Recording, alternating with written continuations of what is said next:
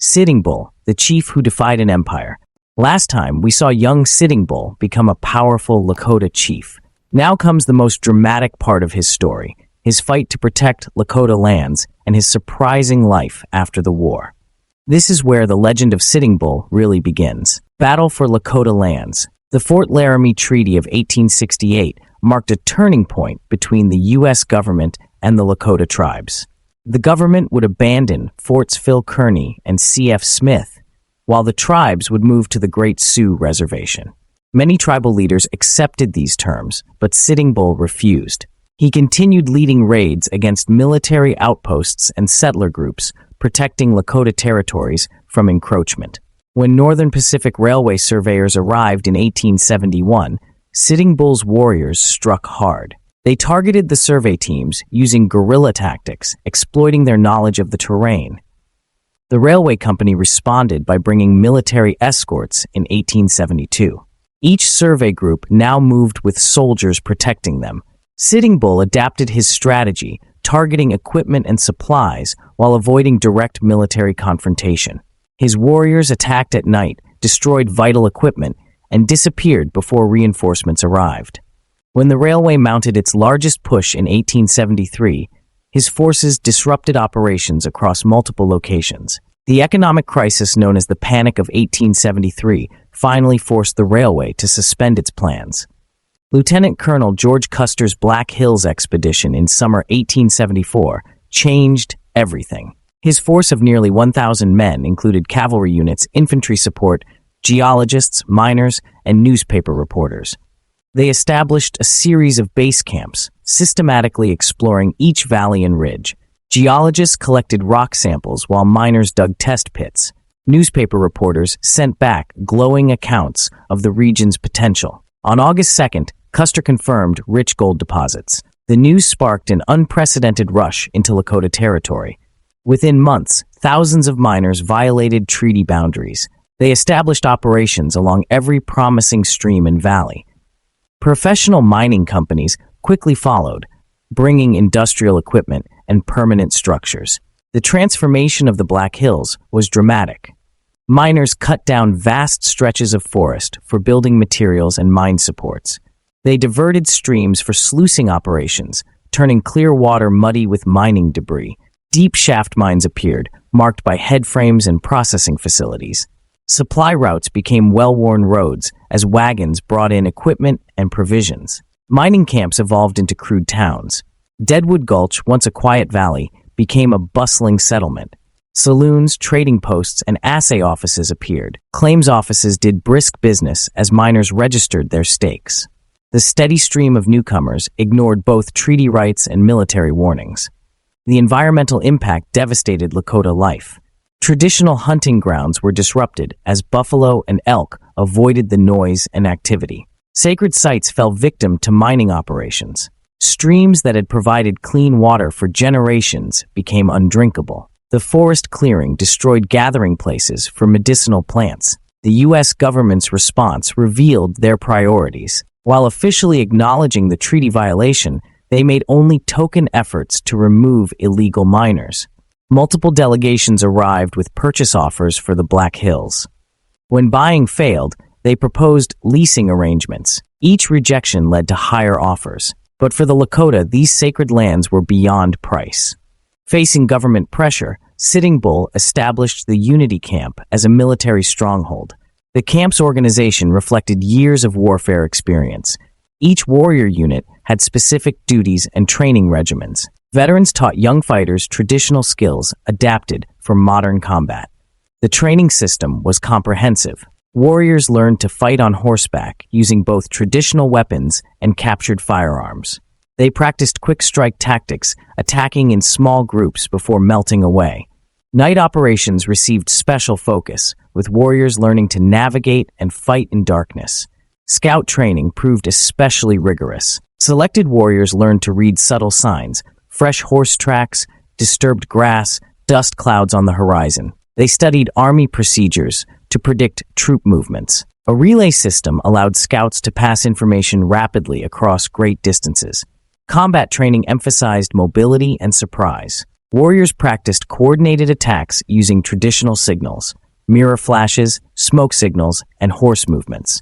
They learned to target enemy weaknesses, supply lines, isolated units, and unprepared camps. Every warrior understood their role in larger battle plans. The camp's military structure balanced tribal traditions with combat needs. Warrior societies maintained their distinct identities while coordinating actions. Leaders earned their positions through demonstrated skill rather than mere seniority. Regular councils allowed chiefs to share intelligence and plan operations. Training included survival skills crucial for extended campaigns. Warriors learned to travel light, live off the land, and maintain their equipment. They practiced treating wounds and making emergency repairs. Every fighter could operate independently if separated from the main group. Special attention went to horse management. Warriors learned to judge horse condition, maximize animal endurance, and handle multiple mounts. The horse herds were carefully tended, with the best animals reserved for combat and scouting. As 1876 approached, both sides prepared for major conflict. The U.S. Army gathered its largest frontier force, stockpiling supplies at forward bases. In the Unity Camp, training intensified. Warriors refined their tactics while maintaining constant vigilance. The camp buzzed with preparations. Women prepared medical supplies and preserved food stocks. Young men drilled in combat formations. Scouts reported daily on Army movements. Every aspect of camp life focused on the coming struggle. Sitting Bull's leadership united diverse tribal groups in common cause. His spiritual authority complemented his military skill. Through ceremonies and councils, he strengthened the warriors' resolve. The camp became a symbol of resistance, proving that the Lakota could adapt while maintaining their identity. Winter brought harsh conditions but didn't slow preparations. Hunting parties worked to build food reserves. Trading parties made dangerous journeys for ammunition and supplies. The camp's location shifted periodically to confuse Army scouts and access fresh resources. By spring, the stage was set for an unprecedented confrontation. The Unity Camp had become a formidable force, combining traditional skills with modern tactics. Sitting Bull had created something remarkable, an organized resistance that preserved both military strength and cultural identity. The coming months would test whether this unity could withstand the Army's full might. By spring 1876, nearly 10,000 people gathered at the Unity Camp. Warriors, families, and refugees arrived daily. Each group brought their own stories of loss and hope. Children played between teepees while women tended fires and preserved food. Warriors patrolled the perimeter on horseback. Colonel Joseph Reynolds had struck the Northern Cheyenne that winter. His soldiers burned their food stores and destroyed their shelters. Wooden Leg led his starving people to Sitting Bull's camp. Without hesitation, Sitting Bull shared his resources with them.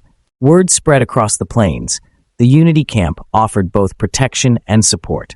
Daily life mixed military training with tribal traditions.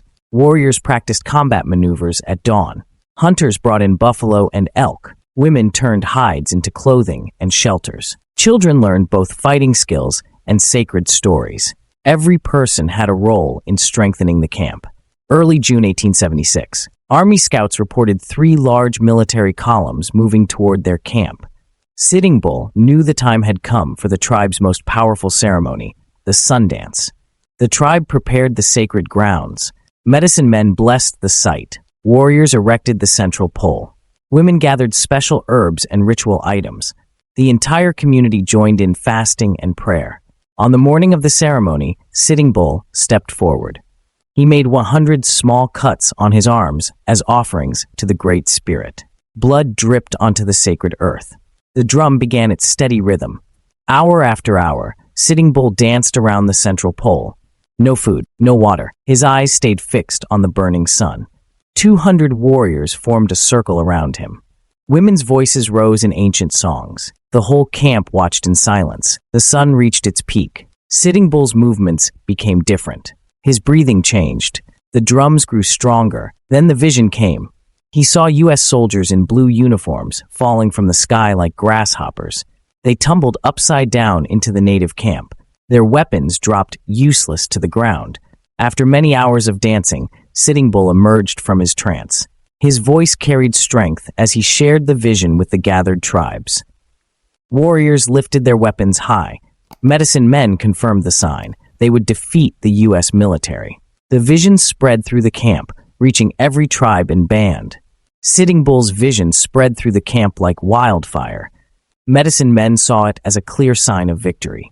Chief Crazy Horse and other Oglala leaders accepted it as the Great Spirit's approval of their resistance. Warriors who had spent months training felt a new surge of confidence. The prophecy strengthened bonds between tribes. Former rivals now shared hunting grounds and protected each other's families. In council meetings, leaders from different bands spoke as equals. The greater threat had united them all. They would defend their sacred lands as one people. U.S. military preparations intensified. General Sheridan planned to attack from 3 directions, hoping to force surrender. But Sitting Bull's scouts tracked every troop movement. The camp could move quickly, choosing the best ground for defense. Their mobility frustrated army commanders. Supply wagons rolled toward frontier forts as June progressed. More cavalry units appeared each day. But the Unity camp remained calm. Sitting Bull had built something unprecedented, a fighting force that preserved tribal identity while creating shared strength. Young warriors learned from veteran fighters. Scouts developed complex signal systems. Hunting parties coordinated with military patrols. The camp could scatter and regroup quickly if threatened. Every adult knew their role in protecting the whole community. Sitting Bull moved between warrior chief and spiritual leader. He advised war councils on strategy. He led healing ceremonies for the sick. He settled disputes between tribes. His balanced leadership kept the coalition united. Personal ambition never overcame his commitment to the people. As summer approached, both sides prepared for major battles. The U.S. Army gathered its largest frontier force. But in the Unity camp, there was no fear. Months of preparation, spiritual guidance, and shared hardship had forged them into a single community. They would face the coming fight as one people, defending their land and way of life together. Crazy Horse led the Oglala Lakota through years of successful raids and battles. His warriors respected him for tactical brilliance and personal courage. Unlike other chiefs who combined political and spiritual roles, Crazy Horse focused purely on warfare. He studied enemy movements, terrain advantages, and new military tactics. The Battle of Rosebud Creek marked his first major confrontation. On June 17, 1876, Crazy Horse led 500 warriors against General George Crook's formidable force of 1,300 men, including cavalry, infantry, and Crow and Shoshone scouts. Crook's army set up camp in a valley, confident their numbers and firepower would deter any attack. They underestimated Crazy Horse's tactical brilliance. At dawn, Crazy Horse divided his warriors into 3 coordinated strike forces. The first group would create a diversion, appearing on the ridges to draw Crook's cavalry out of the camp. The second force hid in ravines, ready to ambush advancing troops. The third circled wide to cut off potential escape routes. Every warrior understood the plan and their role, their movements synchronized with precision. The attack began with a sudden volley of gunfire from the ridges, waking the camp in chaos. Soldiers scrambled to respond as Crazy Horse's first group appeared, taunting them from the high ground. Crook's cavalry charged uphill, eager to confront what they believed was a small, disorganized force. But as they advanced, the warriors seemed to retreat, luring the soldiers deeper into unfavorable terrain. Suddenly, the hidden second group sprang into action. Warriors erupted from the ravines, unleashing a deadly ambush on the flanks of the advancing cavalry. Gunfire and war cries echoed through the valley as the soldiers found themselves trapped, unable to retreat without encountering the third group of warriors cutting off their path. The Lakota and Cheyenne forces fought in waves, using hit-and-run tactics to maximize chaos. They targeted officers first, recognizing them by their uniforms and command gestures. Without leadership, Crook's men struggled to maintain order. The soldiers attempted to form defensive lines, but each time they repositioned, Crazy Horse's warriors attacked from a new direction. The uneven, rocky terrain worked against the soldiers, sapping their energy as they climbed slopes and scrambled for cover. The battle continued for 6 hours. Warriors used the landscape to their advantage, firing from behind boulders and ridges, disappearing before soldiers could aim accurately. Crook's troops were worn down, both physically and mentally. Ammunition ran low as soldiers fired blindly into the hills, hoping to hit unseen attackers. By mid-afternoon, it was clear Crook's forces could not hold their position. Cut off from reinforcements and unable to gain ground, Crook reluctantly ordered a retreat, leaving Crazy Horse and his warriors victorious. The Battle of Little Bighorn, fought on June 25, 1876, was a meticulously planned and devastating confrontation.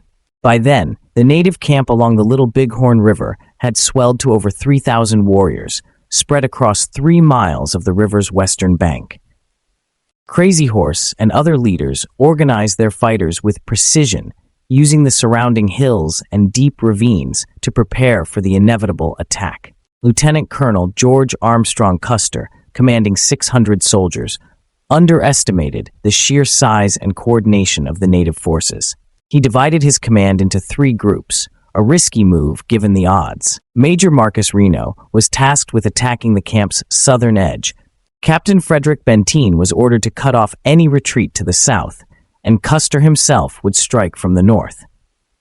This split left his forces isolated against a well-prepared and unified enemy. The battle began with Reno's battalion leading a charge toward the southern end of the camp. Warriors let them approach before responding. Emerging in overwhelming numbers, they counterattacked with ferocity, forcing Reno's men to retreat across the river in disarray. The retreat quickly turned chaotic, with soldiers scrambling to escape under relentless fire. Nearly a third of Reno's men were killed in the crossing, while the survivors regrouped on the other side, shaken and disorganized. Meanwhile, Benteen's force faced a relentless assault from warriors hidden in the ridges.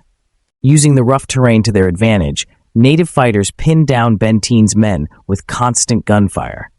The soldiers, unable to advance or retreat, could only hold their position, waiting in vain for orders or reinforcements. This left Custer's battalion completely isolated. Crazy Horse launched his main assault from multiple directions. Some warriors charged on horseback, while others fired from cover. More fighters moved behind the soldiers, blocking all escape routes. Custer's men found themselves caught in deadly crossfire on exposed ground. Warriors targeted the soldiers' horses first. Without mobility, the cavalry couldn't maintain formation. Small groups tried to reach higher ground, but fighters had already occupied those positions. Native accounts describe soldiers falling in waves, just as Sitting Bull had seen in his vision. Accounts describe the scene as chaotic and brutal. Soldiers fell in waves, just as Sitting Bull had envisioned during his Sundance. The Lakota and Cheyenne fighters worked in tight coordination, ensuring no soldier escaped. Within less than 2 hours, Custer and all 210 of his men lay dead on the ridges. Meanwhile, Reno and Benteen's combined forces formed a desperate defensive position on higher ground. Throughout the night, they endured sporadic attacks, with warriors testing their lines. Relief forces finally arrived the next day, rescuing the battered survivors. The Battle of Little Bighorn was a stunning victory for the native forces. It demonstrated their tactical brilliance and unity, but also marked a turning point. The U.S. government would respond with overwhelming force, escalating the conflict and forever changing the Plains tribes' way of life. In both battles, Crazy Horse demonstrated superior tactical understanding.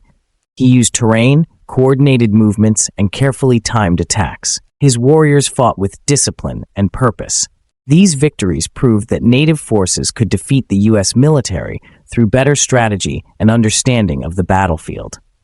The U.S. government's response was immediate and overwhelming. Thousands of fresh troops poured into the territory under Generals Terry, Crook, and Miles. They established new forts at strategic points, creating a network of military bases. Supply wagons rolled constantly between these positions. Cavalry patrols covered every major trail and crossing. The Army's new strategy targeted the tribe's survival resources. Soldiers hunted buffalo herds to deprive native people of food. They burned winter camps and food stores. Patrols blocked access to traditional hunting grounds. Any tribal members caught outside reservation boundaries faced immediate arrest. Military columns pursued native bands relentlessly. They forced fights in the bitter winter weather when families were most vulnerable. The army used native scouts who could track groups across the harshest terrain. When they located camps, soldiers struck without warning. The constant pressure prevented tribes from gathering supplies or forming larger groups. As winter deepened, the strategy began working. Food grew scarce, children and elderly suffered most. One by one, chiefs faced the impossible choice between resistance and their people's survival. Many chose surrender, hoping to protect their families from starvation. Some leaders were captured and imprisoned far from their homelands. Only Sitting Bull remained defiant. In May 1877, he led a small band of loyal followers north into Canada's Northwest Territory. About 180 people made this difficult journey. They sought refuge from the U.S. military's relentless pursuit, hoping to maintain their freedom across the border. The Canadian Northwest Mounted Police, under Commander James Walsh, treated Sitting Bull's people differently. Walsh offered protection and fair treatment, seeing them as refugees deserving respect. He prevented U.S. agents from harassing the exiled Lakota. His actions increased tension between the U.S. and Canadian governments, but he maintained his supportive stance. During his exile, Sitting Bull worked to build new alliances. He met with Crowfoot, an elder of the Blackfeet Nation. This was significant because the Blackfeet had long been enemies of the Sioux and Cheyenne. Both leaders recognized the need for unity in changing times. They negotiated a peace agreement that helped their people survive in the Northern Territories. The U.S. government tried to end Sitting Bull's exile. General Alfred Terry himself traveled to Canada, offering a pardon if Sitting Bull would return to the Great Sioux Reservation. But Sitting Bull saw through the empty promises. He rejected Terry's offer outright, choosing uncertain freedom over certain confinement. But survival in Canada proved increasingly difficult. The northern bison herds were disappearing. His people struggled to find enough food. After 4 hard years of exile, Sitting Bull faced the same choice other chiefs had confronted. In July 1881, he led his remaining followers back to Fort Buford in Dakota Territory. The surrender ceremony spoke volumes about Sitting Bull's character. He and his son approached Major David H. Brotherton, the fort's commanding officer. With dignity, they handed over their rifles. Sitting Bull's words captured the moment's significance. "I wish to be remembered that I was the last man of my tribe to surrender my rifle." His surrender marked the end of an era.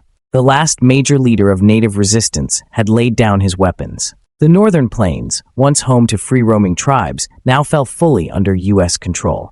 The victory at Little Bighorn had triggered a response that eventually overwhelmed even the strongest tribal resistance. Sitting Bull's later years. After surrendering his rifle at Fort Buford in July 1881, Sitting Bull waited patiently, giving 2 weeks for any remaining followers to join him from Canada. About 180 people arrived, proof of his enduring influence and loyalty among his people. As a surrendered chief, he had 2 clear requests: free passage between Canada and the reservation, and a new reservation closer to the Little Missouri River by the Black Hills. The government, however, rejected both requests immediately. From Fort Buford, officials transported Sitting Bull to Fort Yates, positioned along the border of present-day North and South Dakota. This military outpost served as the headquarters for the Standing Rock Agency, home to various Lakota bands, including Sitting Bull's own Hunkpapa people. It didn't take long for Indian agents to view Sitting Bull as a threat, not for his actions, but for his influence over other native residents. They feared his potential to inspire resistance among the reservation's inhabitants. Determined to reduce this perceived threat, officials acted quickly. They officially counted Sitting Bull's band at 195 members, declaring them a risk to reservation stability. Within days, the authorities transferred Sitting Bull and 172 of his followers to Fort Randall, a more isolated post downstream along the Missouri River. The remaining members, likely women, children, the elderly, or those deemed non-threatening, were either left at Standing Rock or moved to other locations. Over the next 20 months, those taken to Fort Randall were kept under constant surveillance as prisoners of war. Life at Fort Randall was harsh. Every move was watched. Guards restricted their contact with other tribes, keeping them isolated and under close scrutiny. Supplies ran short regularly, and the band's living conditions were basic at best. Makeshift shelters that offered little protection against the changing seasons. Every day, officers interrogated Sitting Bull, watching for any signs of rebellion, while his people endured the hardships and deprivations that came with captivity.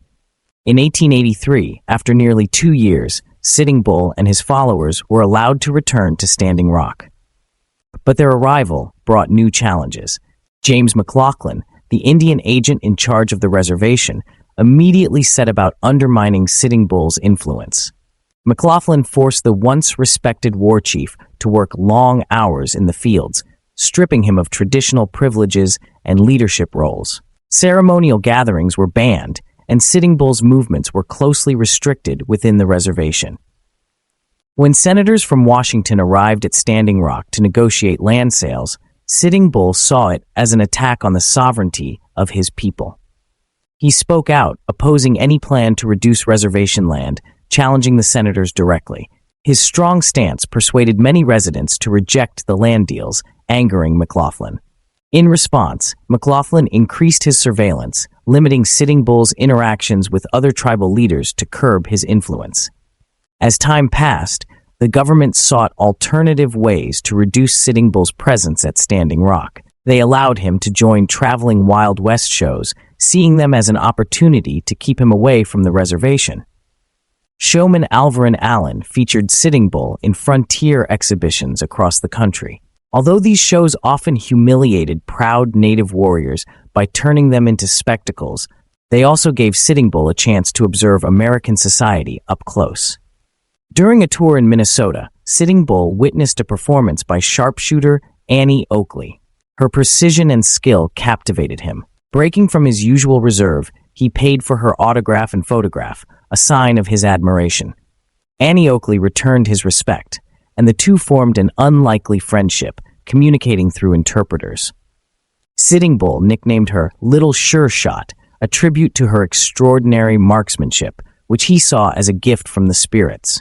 Public performances introduced audiences to a different side of Sitting Bull than McLaughlin's reports depicted. Far from the troublemaker McLaughlin portrayed, showgoers saw a dignified and wise leader. His presence was a reminder of past battles, Rosebud Creek, Little Bighorn, and the years of resistance against U.S. forces.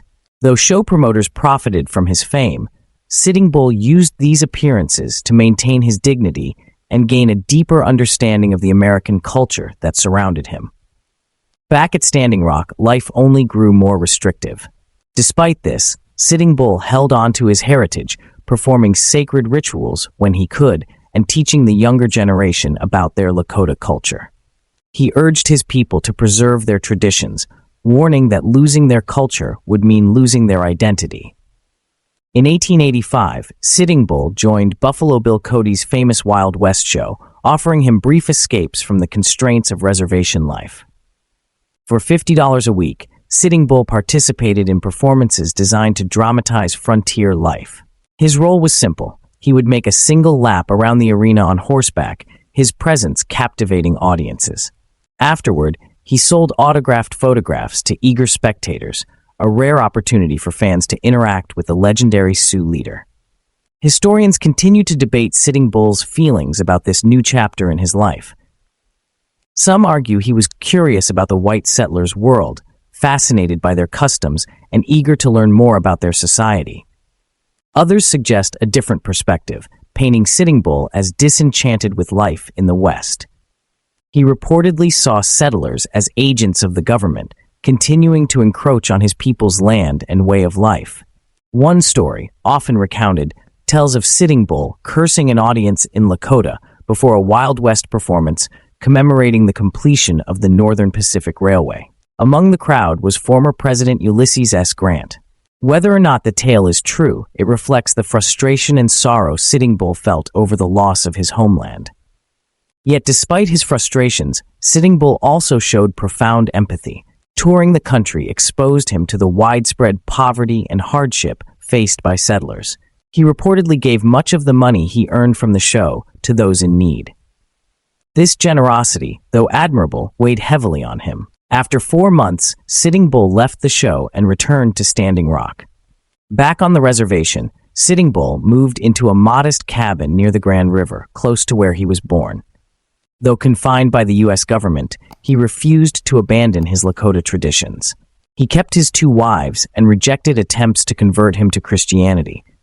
Indian agent James McLaughlin, who managed the Standing Rock Reservation, often spread rumors that Sitting Bull had converted, but these claims were false.